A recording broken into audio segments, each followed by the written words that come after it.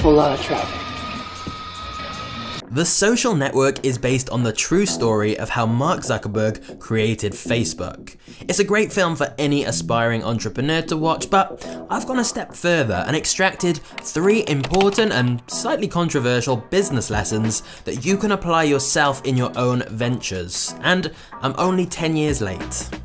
Lesson 1. Profit comes second. $1 million isn't cool. You know what's cool? You?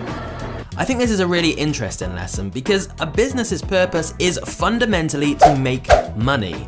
But watch this clip. The Facebook is cool. That's what it's got going for it. Yeah. You don't want to ruin it with ads because ads aren't cool. Exactly. It's like you're throwing the greatest party on campus and someone saying it's got to be over by 11. That's exactly right. You don't even know what the thing is yet. That's exactly How right. big it can get, how far it can go. This is no time to take your chips down. In other words, if you have something new and cool, don't sell out too quickly. Obviously, we all want to make money, but by essentially cashing in too soon, you can often stunt the growth and limit the potential.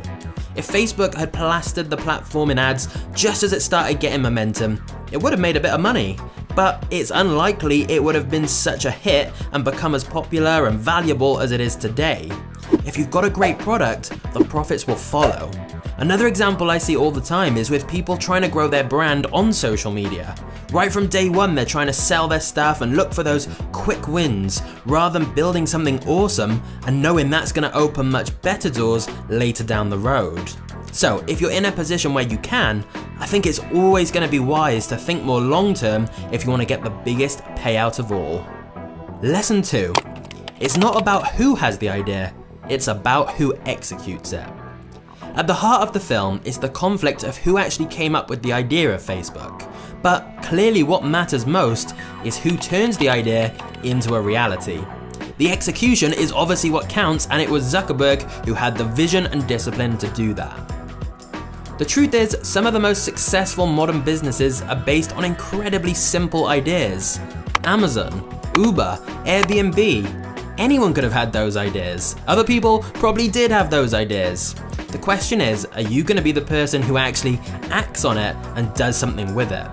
Zuckerberg literally went all in on the idea. He dropped out of Harvard, he focused all his efforts on it, he didn't sit around talking and daydreaming about the idea. He got to work and gave it his all. There's a phrase used in the film of wiring in, where you block out all distractions and get focused in the zone. And so, given that other people may have the same ideas as you, wiring in is exactly what you need to do to beat them to it. Lesson 3. Ego can be good.